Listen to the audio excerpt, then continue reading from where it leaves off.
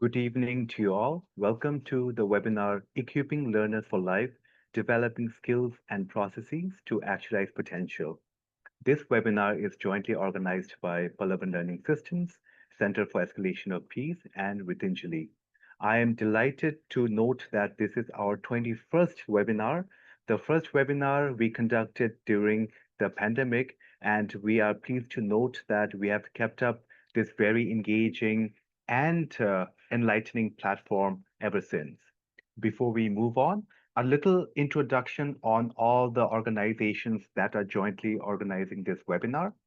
First, Pallavan Learning Systems, or PLS as most of you might know us as, is a research organization that focuses on education and the concept of learning how to learn. Besides curriculum development, professional development of teachers and school leaders, and looking at holistic school systems, Pallavan Learning Systems likes to organize seminars and conferences.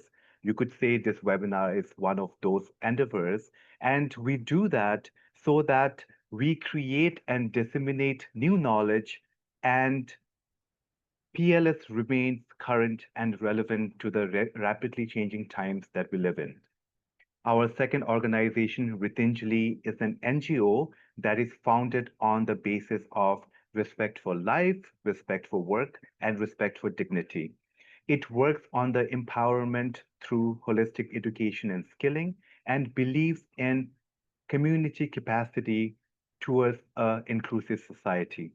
Since 1995, Ritinjali has been working with disadvantaged, marginalized groups such as jail inmates, poverty-stricken individuals, slum dwellers, victims of war, victims of natural disaster, and doing that, Pallavan and Ritinjali have been able to provide relief and hope through educational and development-related initiatives. Our third organization, the Center for Escalation of Peace, focuses on creating platforms and establishing programs that lead to the free access and free exchange of ideas across borders. I'm very pleased to note that CEP has done quite a commendable job of strengthening relationships between India and Bhutan, primarily through its initiatives such as the India Bhutan Dialogue and the India Bhutan Youth Summit. Now, coming to the present webinar, a note for the audience before we start. If you have any comments, if you have any questions, please do share them in the chat box. We will try to get to all your issues and all your concerns during the Q&A round. And obviously, your perspectives, your comments, your observations on what the panelists are sharing are most welcome. Yes, I would like to introduce the panelists for today now. The first panelist we have Jamyang Tinley. Jamyang Tinley, besides being a teacher, is also the cerebral coordinator at the Drukgyalpos Institute in Bhutan. He graduated in 2013 from Sherabji College in Trashigang, Bhutan, and he went on to spend many years, 7 years to be exact, as a cultural tourist guide. Within that time, he got to travel extensively across Bhutan and learn about diverse traditions of many communities of Bhutan, which deepened his appreciation of the rich heritage of Bhutanese culture as well as communities. He's really passionate about traveling, also exploration of histories, trekking, bird watching, and photography. And what Jamyang has been able to do very successfully is take all this interest into the classroom at DGI by creating a learning environment that is vibrant and connects academic concepts to real life experiences. Thank you. Thank you for joining us, Jamyang. Thank you. Thank you, Chuki. Our second panelist, we have Kanchan Lal. Kanchan Lal is the Director of Partnerships and Operations at the Education Alliance. Education Alliance is a Delhi-based nonprofit organization that works to ensure equitable access to quality education through working with governments in India. She has led many initiatives. Some of the most notable ones are the School Quality Enhancement Program in Delhi, the Foundational Learning Mission in Madhya Pradesh, and currently what she does really successfully is oversee senior secondary and vocational educational program both in Delhi and Punjab. Welcome, welcome, Kanchan. It's really nice to have you here. Thank you, Rocky. Pleasure. Great. I'm really excited about our third panelist. Saksham Sharma is an alumni of the Second Chance School from Ritinjali. He comes from Kota in Rajasthan and is currently working as a receptionist at Radisson Blue Plaza in Mahipalpur. He completed his schooling in Rajasthan and he is currently pursuing his bachelor's in Delhi. During his time at Second Chance School, he underwent a 6 month program focused on skill development, which strengthened not only his communication skills, but also helped him a lot with his personality, customer service skills, and skills that he thinks life will make really, really good use of.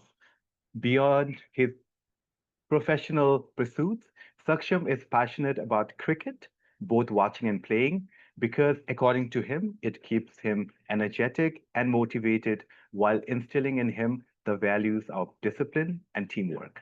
Welcome, welcome, Saksham. Really nice to have you. Thank you so much, sir. And finally, we have Namge Wangmo. Namge Wangmo is a student at the Drugelpus Institute, and she's currently studying in grade 12. An enthusiastic and all rounded learner, she actively engages in sports such as football, basketball, volleyball. She enjoys dancing. She has a deep love for meeting new people and exchanging ideas that broaden her perspective. Guided by positivity and strong work ethic, she thrives on discovering creative ways to express herself and to grow as an individual and contribute meaningfully to this community. Thank you, Namge. Thank you. We are very glad to have you here. Thank you, sir. Great, great. We have all the panelists with us, so let us go and start the webinar on a very important topic. Today, we are discussing what are certain skills, what are certain processes that really help learners actualize their potential and prepare them for life, not only in schools, but way beyond schools. So, just to set the context, in the last 20 years, 30 years, there has been a major shift in the schooling system. Instead of focusing primarily on the content knowledge and examinations, what school systems, researchers, academics have done is move away and focus more and more on certain skills, certain competencies that not only gauges or assess how much a student knows, but what that child can do with the knowledge that he or she possesses during schooling. So, beginning on that premise that there is more to life than just memorizing and examinations and content knowledge, we really need to focus on certain skills, processes, characteristics that help and build our learners for life. Let me go to Jamyang first and ask him, as the teacher at the Drugelpus Institute, and also according to his own personal perspective, what do you think are the most important skills, the most character traits and processes that are required in education? Jamyang? Yeah, thank you. Thank you, Choki. Um, the skills and processes that are required in the education and even as a teacher, I believe it depends both in individual level and also in the broader context of education system. What we are looking at skills is that most of the education system, the skill is looked at in terms of employability. But at the education, I strongly feel that the focus should be on cultivating, skills and processes that will enable learners to become a lifelong learner. And here in the Bhutan Baccalaureate, we have a learning process, which starts with self, discovering yourself, understanding yourself, and then finding your strengths, your challenges that you would like to work and make it part of your experience is what we have. And in the Bhutan Baccalaureate learning process is designed to create a space where learners can take ownership of their own learning journey. And it emphasizes on self-development and most importantly, learning how to learn is what is focused. And I feel like this skills, processes, and then the qualities that we call watermarks are deliberately kept at the center of the learning process. And this learning process is ever evolving. And this skills, processes, watermark uh, at the Royal Academy in the Bhutan Baccalaureate is nurture across all 5 areas of development, not just in the cerebral area, but in emotional, social, physical, and spiritual. Yes, it is important that every learner identifies the skills, the processes through which they will develop those skills. But most importantly, I feel they also need to look at the skills and processes and watermarks that will help them contribute to their community. And when brought together, this forms a very holistic learning process where I feel personally that the skills and processes has to be looked at uh, through individual self, me, and then community as us, and the purpose. And for me, these are the three broad categories I feel. Me as a teacher here at the Royal Academy, and in general, I feel that the skills for self and going beyond for the community, and the skills that will help find meaning and purpose. Great. Thank you. Jamia, I think that was a really good way of putting it. There are certain skills and there are different levels as well. So, skills that you need for self, for the community, and to find meaning. You talked a lot about learning how to learn. You talked about the 5 areas of development. You talked about the entire learning process that is practiced at DGI and in Bhutan.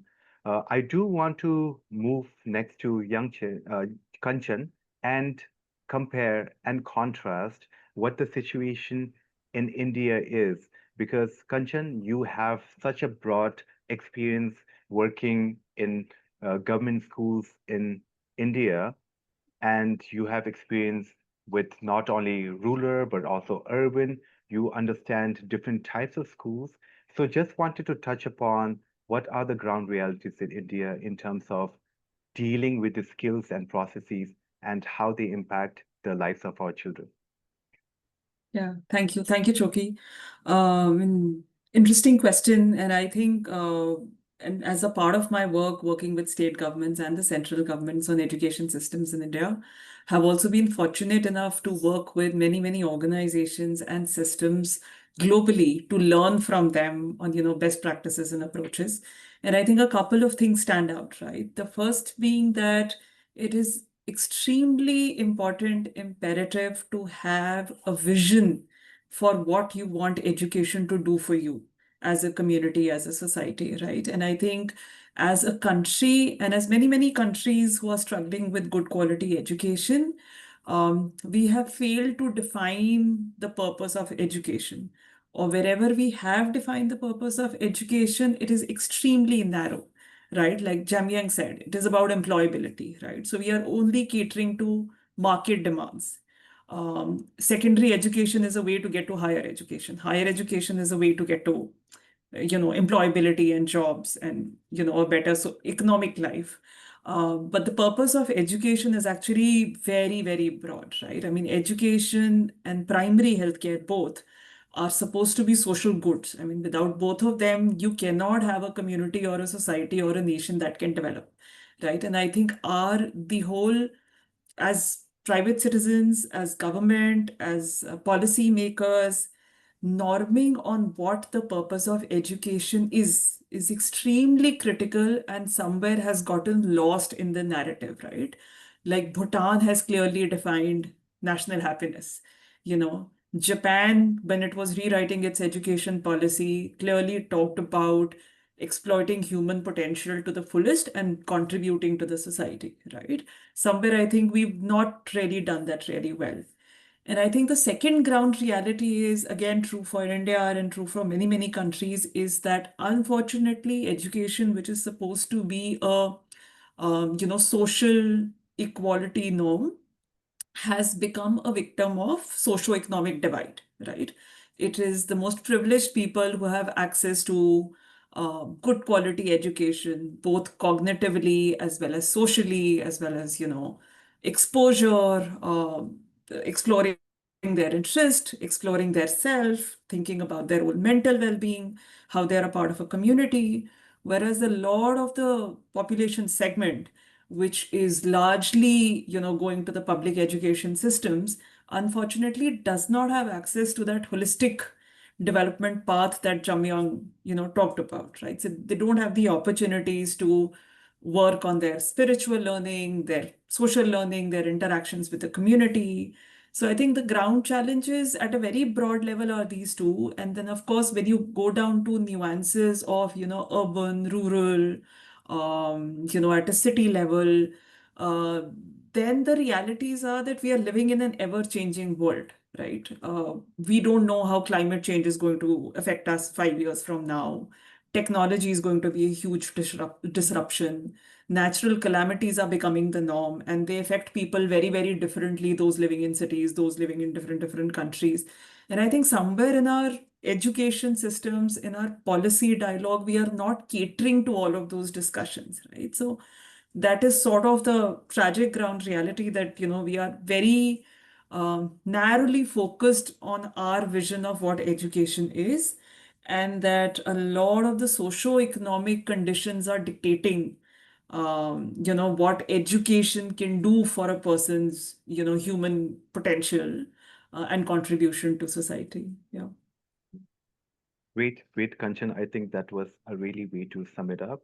You talked about obviously purpose of education. You talked about or the lack of uh, really coming up with a way to pin down what the education should mean for India.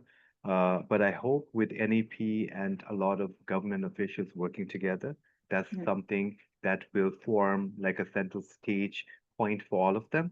You also touched upon inequality and how access would be a big problem. But because you brought up also nuances and this ever-changing world, I just wanted to quickly ask you if you were given this opportunity, what would be the skills and processes in this ever-changing world that is also plagued by lack of access and lack of really coming up with a distinctive purpose of education? What are the skills and processes needed? Yeah. I think the fundamental skills and processes already Jamyang talked about is to work on development of self, right? I think something that is getting missed out in the system completely. I mean, when you were introducing Namga, you so eloquently, beautifully described her interests, her passions, how she wants to be a, constructive part of the society. I think that is something, that journey of self-discovery is the skill we need to inculcate, right?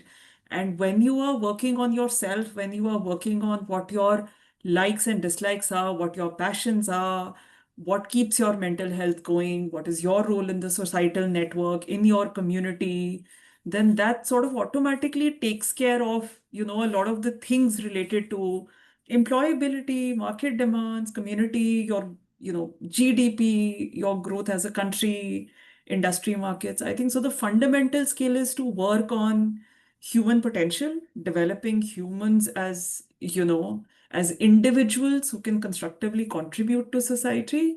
And if that becomes the purpose of education, then I mean that is really, what it should serve to do. Great, great. Very Yeah. nicely put, Kanchan. Thank you for that. Moving on, again, there is a direct connect to what you were saying, Kanchan. to the question I have for Saksham. Saksham, you have been uh, working, but before that, you have gone through the second chance school.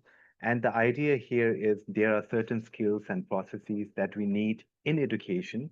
But what about certain skills and processes that make you ready for the world of work? I think your experience in second chance school might illuminate some of those. So, could you just tell us about this 6 month program that you did that focused on skill development for the work that you're doing right now, and also the 2 year program that you went through with Ritinjali?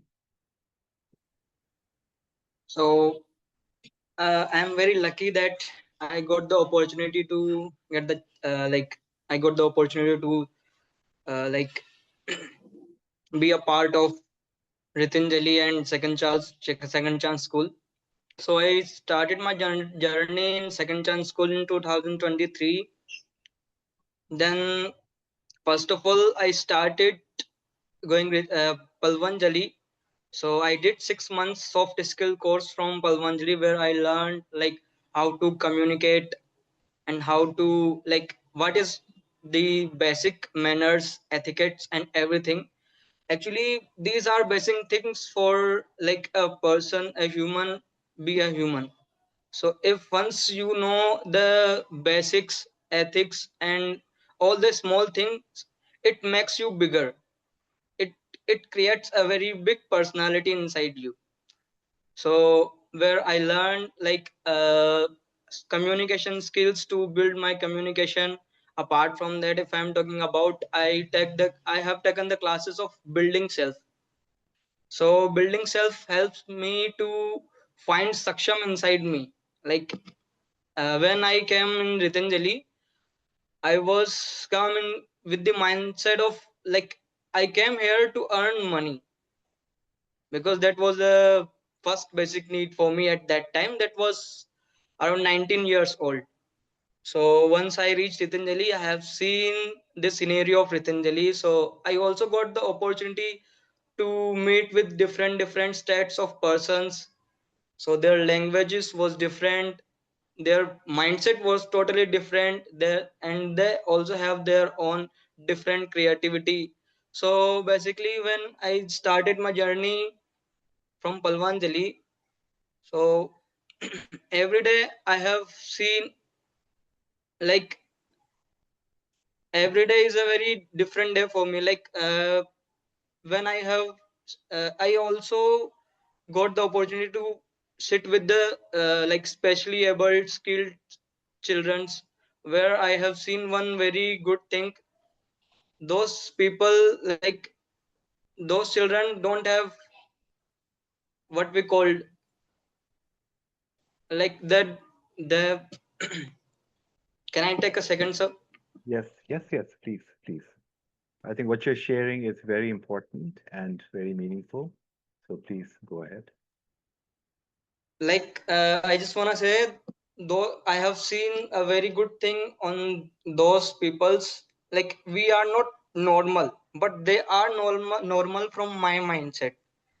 uh, if we got very like my mindset to achieve a very big dream, like my mindset to achieve a good car. If I achieve that car, after 10, 15, 20 days, again I feel like, oh, this is not good for me, I can deserve more better.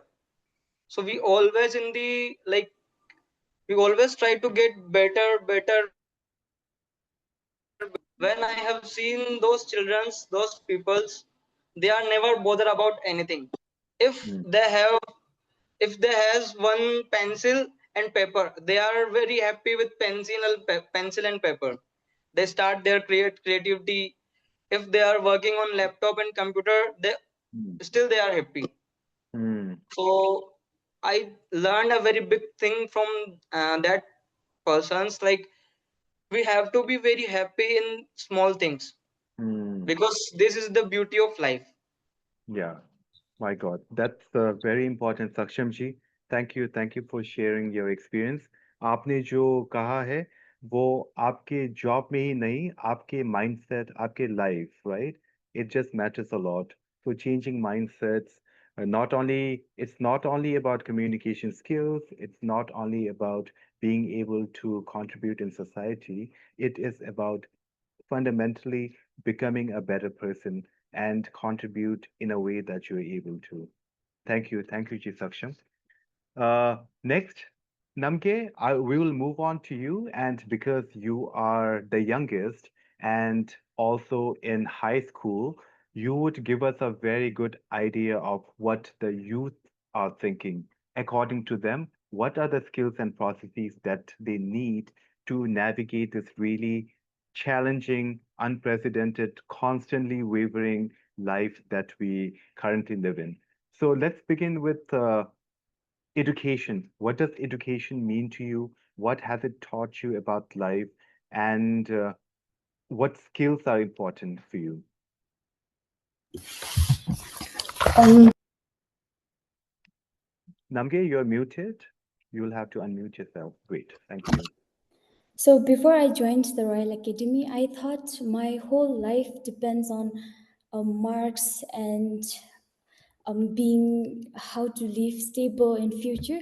But but through the Bhutan baccalaureate education system, it taught me that our life is not only about learning new facts, or it doesn't depend on marks and or stability. It taught me that it taught me that it is about learning how to learn and become a whole person across the 5 years of development. And through Bhutan Baccalaureate, I now see education as a way to discover who we are as a person and discover our own potential, uh, discover our own hidden treasure which is there, and become our own Tirtan, which is a treasure discoverer, to live with purpose and become a constructive contributory citizens of just and harmonious societies. Great, great, great. Yeah, I think just the whole idea of everyone having treasures, which is basically innate potential, and it is our job to find that and uncover that. Great. What I hear here is all of you are talking about fundamentally growing as a person and developing as a person. I think we can narrow that down. But in doing so, I will come back to Jamyang and ask these to become this person, we have to have certain qualities, right? We have to have ideas of empathy, of compassion. We have to be able to persevere. We have to be resilient. And these are all very important characteristics that make us a better person and a more constructive, contributory person. But in schooling and you as a teacher, how do you meaningfully assess those in your children? Is it important to assess? Is it difficult to assess? I just wanted to get a thought because that's something all of us are grappling with, and you as a teacher would probably shed a light on it. Thank you, Chucky, for the question. There are many skills, processes, and watermarks which are very difficult, to be honest, to assess in a tangible way, because everything happens in the context, and then we cannot generalize this across other contexts as well. But there are, to acknowledge, skills that we can assess. But like I said, it's challenging. But however, in the Bhutan Baccalaureate, we have a learning process which starts, I said, with self, where we, write our backstories. And in the backstories, what we do is we write about our experiences, and we write about how we, see our strengths, our aspirations, and some of the challenges that we would like to focus going forward. And then what we do is this backstory translates to the creation of roadmap. And in the roadmap, what we have is the indicator of success. Yes, we have the goal, and we have the processes of how to achieve those goals. And within this, we have the indicator of success, which is created by learners themselves. And this indicator of success becomes the first point of assessment for I as a teacher. And in that, what we have is we have reflection that goes into the goal that a learner has set for herself. And with that, we have teachers who are observing, who are having learning experiences, and all this assessment, all this observation is put into our online platform called Motherboard. And we have mentors and all these various um, indicators are put together with the use of technology. And what we do is that we see a pattern getting generated. For example, if a child shows a very great effort in one domain and doesn't show effort in another, then it starts, creating a possibility of having a conversation with the student, with parents, and then discuss why is it happening, why are you showing, or very good skills and processes in one area but not in other. So in general, we have used the creation of roadmap and the indicator of success and observation and other assessment into consideration when we are doing the assessment. And it's generally, very difficult to assess in tangible way. What we have also come up in the Royal Academy, as we have identified, we understand the importance of having individual create their own, goals, own processes. But as a community, as a school, we have identified five, important skills and processes that we feel every learner should have, and we are calling it the ACE assessment. ACE assessment, which stands for achievement. We are looking at confidence, comprehension, communication, and effort, which goes across all the areas of development, across all domains. So what we do is through our interaction with the students, we are assessing our learners in these five skills, and then comparing this with their roadmap, comparing this with the assessment that we have got from domain teachers. uh, yes, thank you, Chuki. Wow. No, great, great. This is quite fascinating how you are making roadmaps, how you are focusing on ACCCE, if I'm not mistaken, the Yes. ACE assessment. You said achievement, confidence, comprehension, and And effort, achievement, effort. Yeah. great, great. Thank you. That's quite a very uh, comprehensive way of how you could potentially assess those, or coming up with one of the many ways that you can. What I particularly enjoyed was how you are giving some part of the ownership to the learners. So they develop their own roadmaps, they come up with things that they want to learn, and really think about what kind of a person they want to become and what kind of skills and processes they want to focus on. So thank you, Jamia. Thank you for that. Kanchan, in connection to this, when we think about such a format of doing things and such a mechanism of assessing skills and characteristics, uh, how feasible is it in government schools in India? Uh, my basic question would be, what will it take for the entire system? Again, very difficult question, but what will it take for the entire system to move away from this examinations and just focusing on results and focusing on things like what Jamyang just talked about, which really helps make a person? Yeah, yeah. No, difficult question for sure, Choki, but also the most pertinent question we can ask in today's time, right? Because we need to fundamentally change our thinking from education as a means to get us somewhere and more as a purpose of, developing ourselves, developing the self as we were talking about. I think right now in India, we consider education as a ticket to a better economic outcome.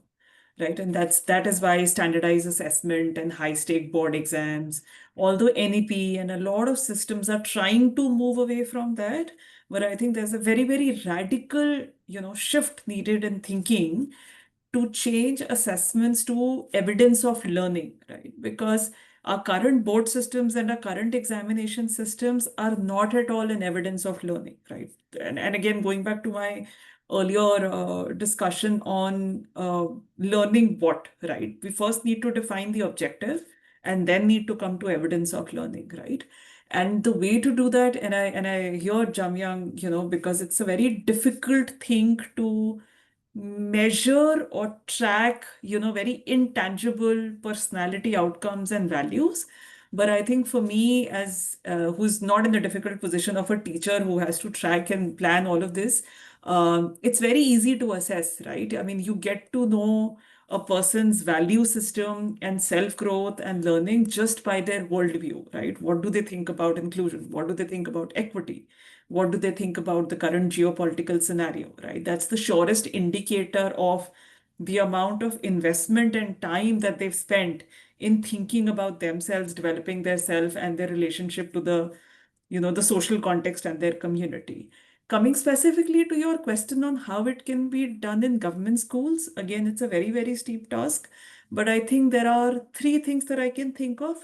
One, it needs a huge political will to say that education, the results of an education system will not be the only um, outcome on which my life in future or my adult life will be decided. We have to move away from that. We have to find different measures of who gets into higher education, what kind of course, who gets into vocational, right? Right now, it's a very hierarchical system of, the top scorers in academic exams go to medical, and then, the lowest ones are going into vocational courses and skilling courses. So we need a very radical, political will to move away from that. The second thing is we need to decentralize heavily, right? And which is not really happening at a very, rapid pace in India or I think in anywhere else in the world as well. Education systems are very, very centrally controlled, which then leads to standardization. Then you don't have cultural context. You are not able to put, a person at the center of it, a personalized learning path, an individual's interests and passions, right? So there's a very high degree of decentralization that is needed. And again, political will, processes, policies, funding, all has to be aligned to that. And I think the third and the most important is we need to fundamentally reimagine the role of a teacher, right? The role of a teacher is no longer to take education to a student. Nobody needs a teacher to do that, right? Knowledge is available at the touch of a button. Any fact, any data, any evidence, any analysis, you can get in microseconds through chatbots, AI systems, right? The role of a teacher is now almost like a life coach, right? It's a facilitator. Um, the values that you were talking about, empathy, perseverance, grit, patience, having a healthy discourse, respecting diverse opinions, that is what a teacher can encourage, inculcate, give feedback, help an individual reflect, right? And for a teacher to be able to provide that, we first need to create those conditions for a teacher, right? I mean, you can't pour from an empty cup.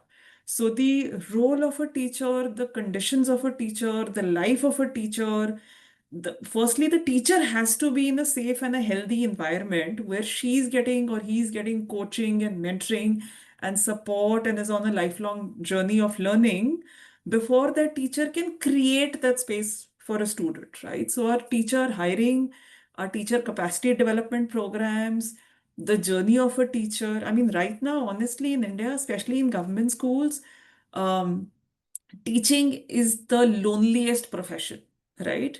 You pass certain examinations, you're placed in a government schools, and then you get very, snippets of trainings that may or may not align to your individual needs and the challenges that you're facing, right?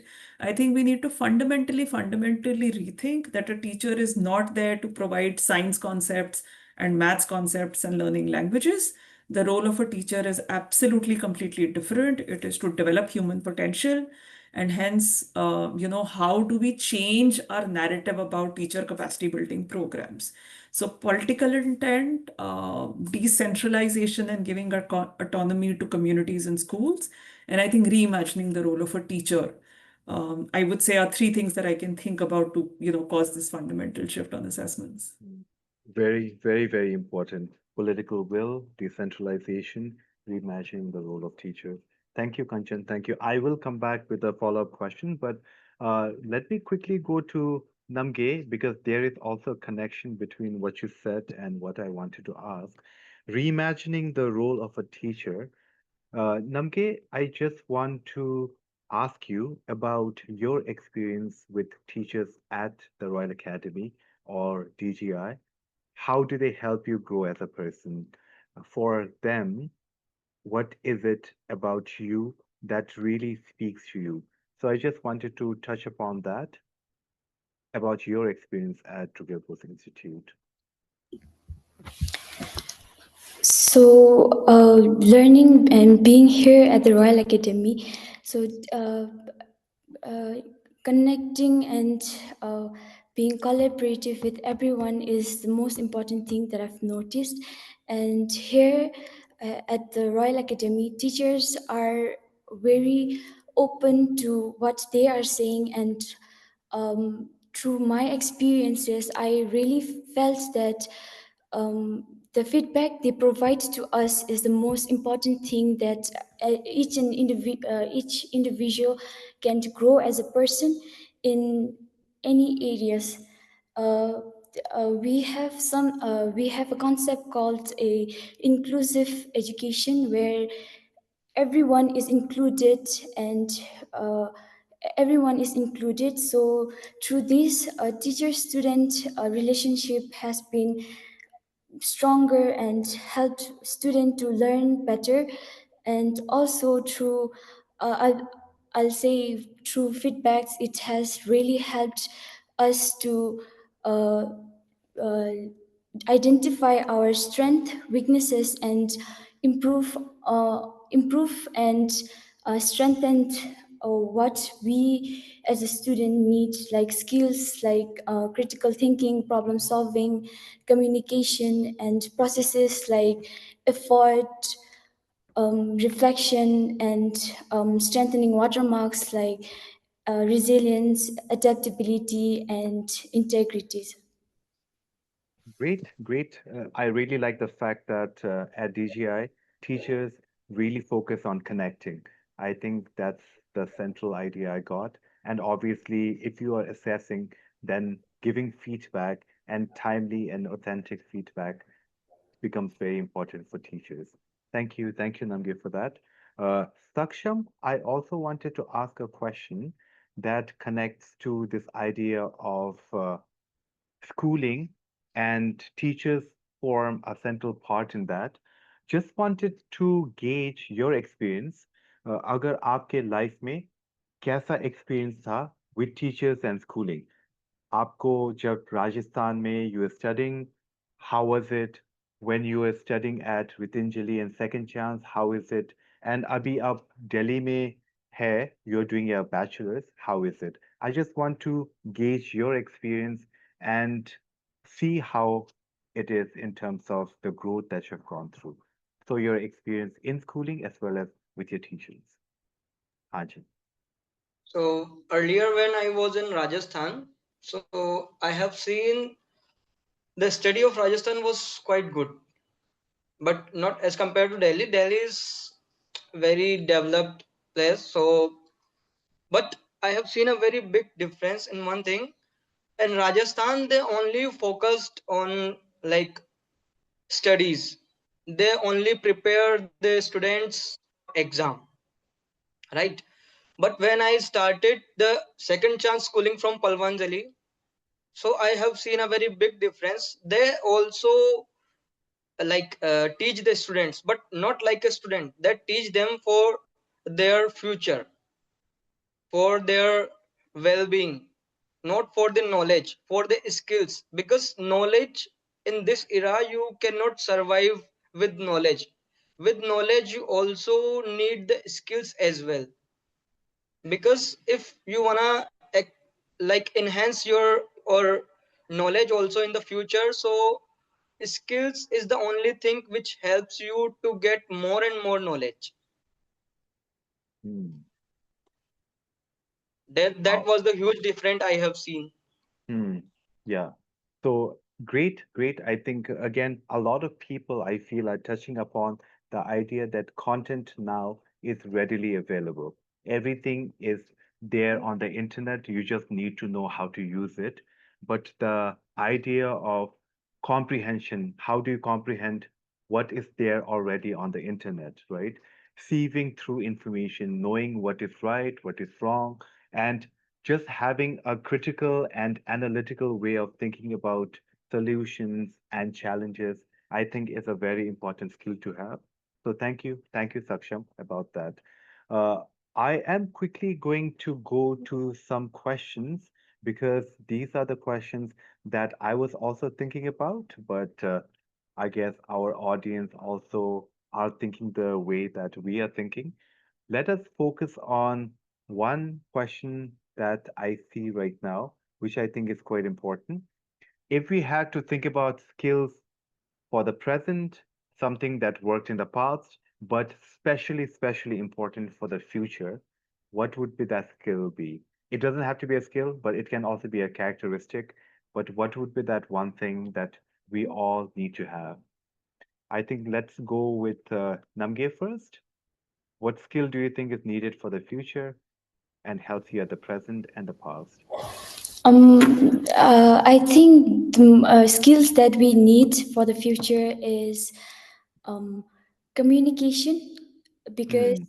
through communication we can know what is going around us and learn what had happened at past, and through that we can apply processes like reflection, trying to improve what we need to do going forward, and uh, gain watermarks like adaptability, which is most important going forward in future, because we need because in this fast changing world, I think being aware of what is going around us and knowing what to do next is the most important thing, and being able to adapt to whatever situation is coming up next is the most important thing.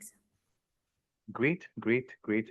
Again, there's no right answer to it, there's no wrong answer to it, but it's really interesting how a person takes one skill and connects it to so many other skills needed for life and the future. So, Namge, I think you did that very, very nicely. Thank you for that. Haji, Kanchan, can we go to Kanchan? Let's hear your thought on this. So, I'm thinking about two things, Choki. One is definitely adaptability, because I think we are living in such a changing world with tech and climate change and, political scenarios and, socioeconomic divides, that we have absolutely no idea what jobs or city lives or societies are going to look like 5, 10 years from now, right? So definitely adaptability, which is a combination of a lot of things, perseverance, understanding your own self, right? And the other thing that is quite related to that is, I think, understanding your own self in relationship to, your social network, right? So I think that is sort of the root cause of a lot of issues that we are facing right now. Inequity is a result of apathy. My life is great, so I'm not really bothered about what is happening with others. Political conflicts, it's a very narrow vision. Climate change, it's again a very tunnel vision. So I think understanding your own self in relationship to, your societal norms and your community and that interdependence, I think that's an extremely important skill. Wow. Yeah. Great, great. I think adaptability and having that not only me, but there is a us, the interdependence part of it. Thank you, Kanchan. Thank you. Can we go to Saksham? What do you think is the most important skill for the future and also From my obviously side, present? Haji. from my side is also adaptability, because Mm, it helps us to learn new things quickly and it's help us to adjust to change at work and in life and stay calm in unexpected situations, and it also helps to work well with different peoples as well. Great, great. I think nicely put. Yeah, adaptability is something everyone has touched upon. So seems like definitely need that for the future. Jemiang, let's hear your thoughts on this. It's Joki. In my mind, there are so many skills that are coming when you're asking about this. But you said one. I'm thinking about self-regulation, understanding yourself, better, and how you regulate in different situations, in different, community. So I feel like self-regulation is important. Once you understand yourself, it will be easy for you to understand no matter where you are placed, no matter which community you are in. So you understand yourself to help understand others. And self-regulation, when you are faced with different situation, tough situation, you are going to be, in a different emotional, situation. And if you are aware of your emotions, you'll be able to regulate those emotions as well. And I can connect this with all 5 areas of development, but I'm saying for me, self-regulation is important. Great, great. I think self-regulation, another very important topic that we need to. Let us go to another question that a lot of us wanted to ask, Mm. and I think it is very important. And it is about designing your own school for the future. In thinking about how examinations are very important at the moment, but what we are really looking for is to bring up people who can think for themselves, care for the community, and find meaning in their own lives and others as well, right? If we could design schools for the future, what would we add? What would we edit? What would we subtract? And how would we prepare our youth to feel more prepared for the world? I think Kanchan will go to you first because you are the one who works on school systems and are privy to very different types of systems in terms of education. I think that is such a long wish list, Choki. But I think if I would just start off and just summarize or at least capture two, three things that I've thought about is to take away the onus or the burden of uh, getting output from schools, right? I mean, we've created schools, unfortunately, as a factory setup. There is a product that goes in and a product that comes out. I think schooling is a phase for a child to grow, thrive, develop, and we've put it into so many age-wise and grade-wise buckets. A grade one child ought to know this, a grade two child ought to do this. Right? I wish I could just imagine a school where you don't have those strict norms and structures and expectations of what one ought to do, but it's truly a place of, self-discovery, exploring your own interests, working with the community, understanding your own self in relation to your friends and your peer group. How do you react to adverse situations? So really, I'm thinking of, a school that is just a jumbly of experiences that children go through, and in that process they develop all of these skills and learn more about themselves and more about their societal network, and they're not held accountable to a grade or an outcome that they have to achieve at the end of a 5-year period or a 10-year period. Hmm. That's a sort of a vague but like a dream answer for what a school I might imagine to be as.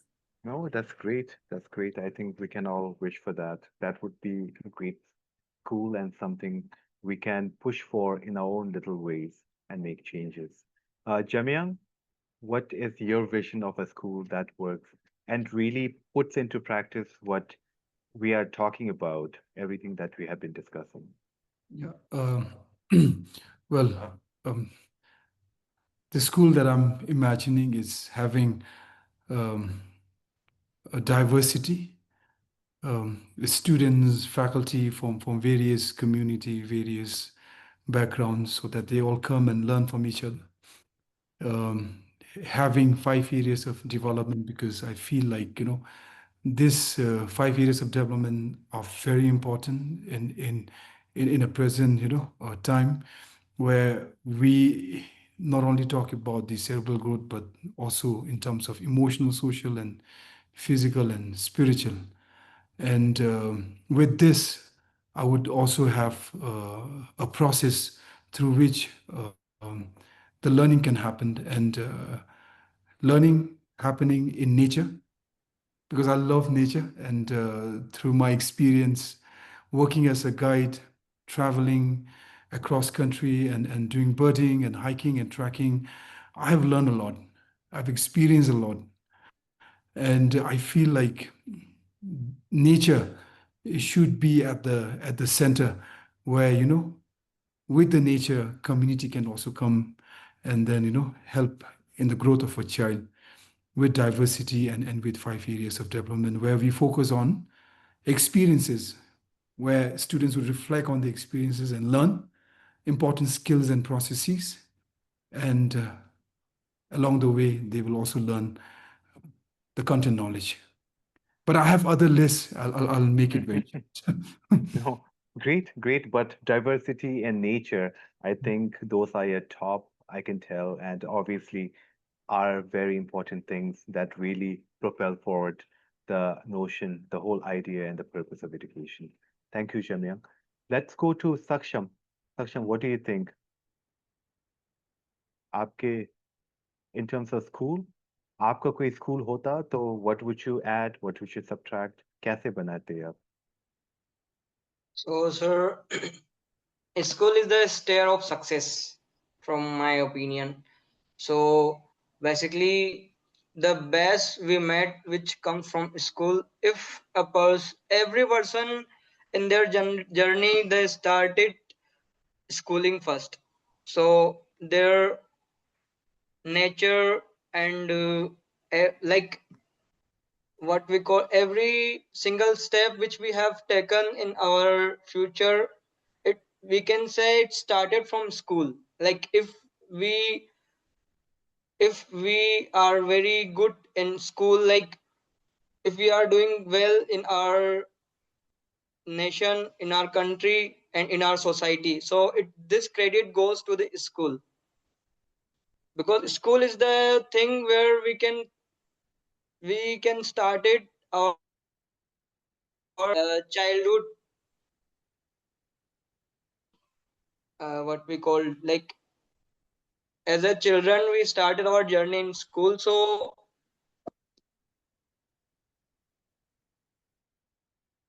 I think access. I think such an important thing, Saksham, the thing you're talking about, very, very important. It's not only about what type of school, but the whole idea that our school education is needed for each and every child. Thank you. Thank you for yes. sharing that. And finally, Namge, we'll close with you. What is your idea of a perfect school, and what would you like to see? What kind of skills would they focus on? So youth like you are ready to take on any challenge in life and become a constructive contributing citizen. So, if I could design my own school, I would make it a place where learning happens both outside and inside of the classroom, where students would not only study subjects but also learn new life skills like financial literacy, entrepreneurship, and problem solving skills that is needed in real life situations. And there would be more space for creativity, and every students are engaged in some way, even though we as a student right now might not like being engaged all the time. But at the end of the day, we realize that being engaged in something, or being learning every time and each day, there is lessons that we can take away with us. So and also there would be more space for creativity, where student would can discover their own passions and their area of interest, and also mentorship and community service would be a part of every student's journey, and helping them to prepare for life and not only exams. I think that's a really, really good note to close this webinar on. Preparing for life, not only exams, and becoming this person that you have set out to be and discover your inner self and passion to get to that point. Thank you. Thank you, Namke. Thank you, everyone. I think I'm speaking on everyone's behalf when I say that this webinar has been an enriching experience and quite illuminating in terms of a perspective from a teacher, a perspective from someone who has worked with government schools and variety of different schooling systems, a person who has gone through a skilling program which is aimed at employability and also life skills, and finally a youth who really thinks about what are the skills they need to navigate this challenging and ever-changing landscape that we currently live in. Thank you. Thank you so much. I would like to thank all our team members at PLS, CEP, and Ritinjali who helped us organize this webinar and ensured that the entire process was seamless. If you would like to connect with us, we have shared the link in the chat box. So please do let us know if you have any questions, any queries, or just need more information about our other initiatives and the upcoming webinar. I would like to thank our very esteemed panelists for the illuminating discussion and for your invaluable insights and enthusiastic participation. I think having all four of you from different walks of life and different backgrounds made it very engaging and interesting. So, thank you. And finally, thank you, members of the audience, for listening in, for sharing your ideas in the chat box, and asking questions for our panelists.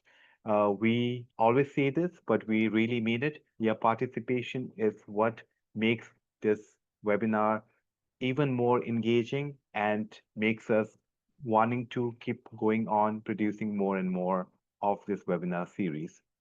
I hope that you have learned as much as we have. Thank you and good night, everyone.